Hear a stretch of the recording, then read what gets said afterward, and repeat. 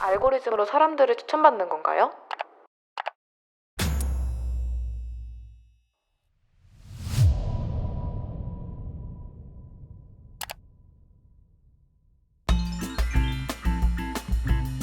여자친구랑 그냥 벤치에 가만히 앉아 있었는데 이 순간이 지금 멈췄으면 좋겠다. 같이 보내는 시간 자체가 그냥 행복하거나 그 순간순간들이 그냥 너무 좋았던 거예요. 제가 어떤 장난을 쳐도 막 웃어주고. 사랑을 하면은 시간이 빨리 가더라고요. 하루가 항상 되게 바쁘더라고요. 베스트 프렌드가 생긴다는 거. 감정, 사랑하는 마음이 제일 크다고 저는 생각을 해요. 항상 1순위로 저를 먼저 생각해주고 내가 그 사람 마음속에서 우선시 되고 있다는 것을 느낄 때, 그런 존재가 있다는 것을 인지할 때, 서로의 단점들이 보완될 때가 가장 좋았고, 내가 막 우울에 빠져 있을 때도 그 사람이랑 같이 있을 때 그냥 건져지는 느낌? 사랑하는 사람이 생기면 그 사람이랑은 뭘 해도 재밌다는 거, 그것도 몇 배로 재밌다고 느껴서.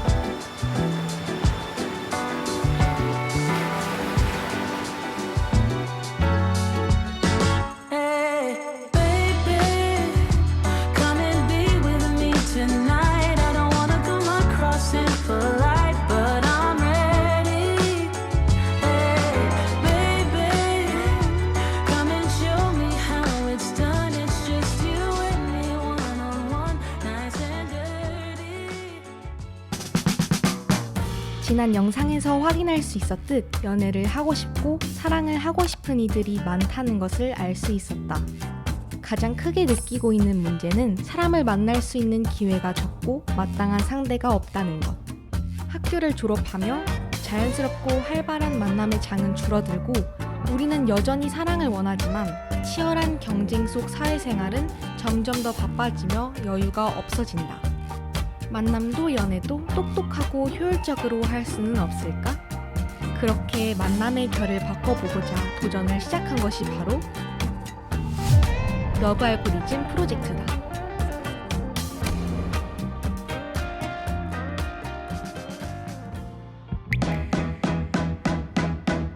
예고편 봤을 때 이게 뭐지?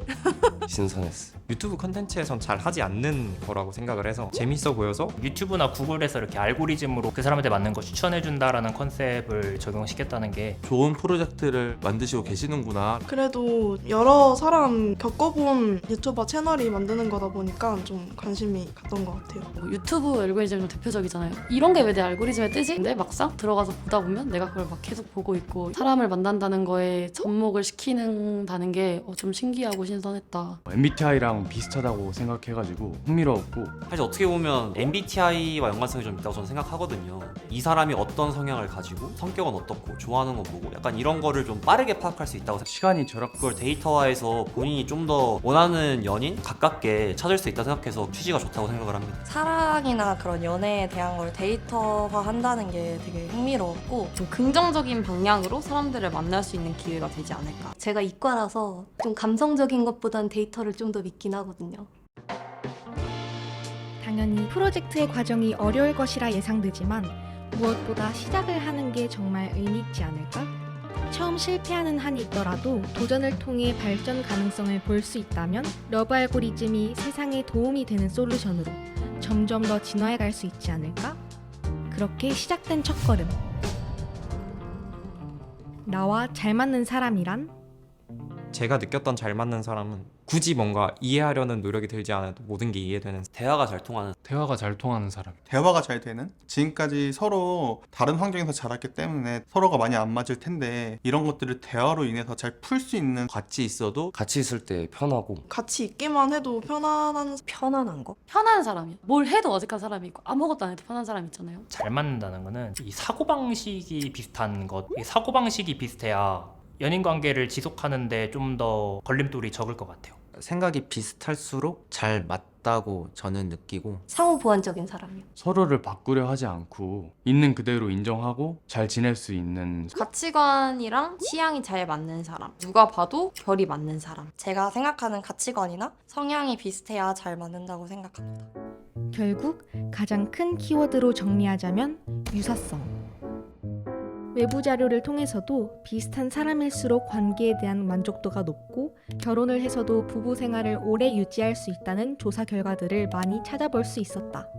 그래서 먼저 이 유사성에 집중해 보기로 했다. 러브 알고리즘 질문지를 개발해 보기로 했고, 이 질문지를 통해 연애 성향을 데이터화하고 결이 비슷한 사람을 찾아보는 것. 또한 사전 조사를 통해 가장 많이 언급되고 중요시되는 5가지 키워드 항목으로 구분하였다. 가치관, 성격, 라이프 스타일, 대화 코드, 그리고 외모.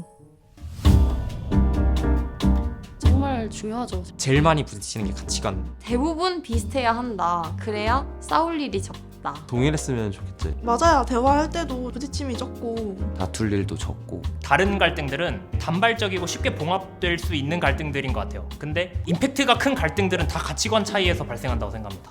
가치관이 다른 사람과 사실 같이 뭔가를 하기 참 힘들다고 생각을 하거든요. 생각하는 게 다르면 결국 가는 방향도 많이 달라지긴 하더라고요. 제가 여자친이 있다고 하면 뭐든 다 안 된다. 이런 예시. 그러니까 서로 너무 통제하려고 하면 안 된다고 생각해요. 뭐 이성 관계나 연락 문제 많이 부딪히면은 서로 힘들고 아무리 바꿔달라 얘기를 해도 바뀌지 않는. 살아온 환경이 다르다 보니까 가치관이 다를 수밖에 없다고 저는 생각을 하거든요. 살아온 환경에 의해서 가치관이 형성이 보통 되는데, 그런 가치관이 비슷하다 보면 또 앞으로 그려가는 미래에 대해서도 비슷한 면이 많을 것 같아서 오래 만나는 데는 가치관이 되게 중요하다고 생각해요.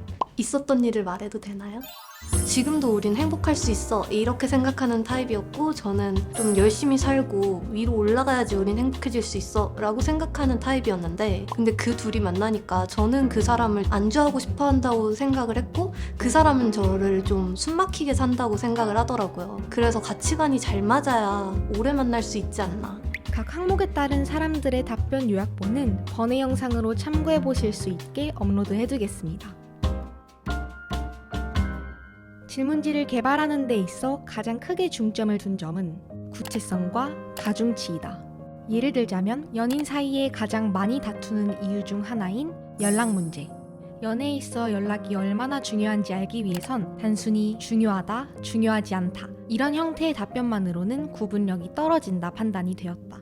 그래서 우리가 시도해보고자 하는 것은 연락 문제와 관련된 다양한 상황들, 해당 질문들로 유추해볼 수 있는 연애 가치관과 스타일을 확인해보고 7단계의 리커트 척도를 활용하여 개별 가중치도 확인이 가능하게 하였다. 또 이 가중치는 같은 질문도 누군가에겐 상관없다, 중요하다, 판단되는 요소가 다를 것이기 때문에 질문별 중요도까지 파악해볼 수 있게 구성해보려 한다.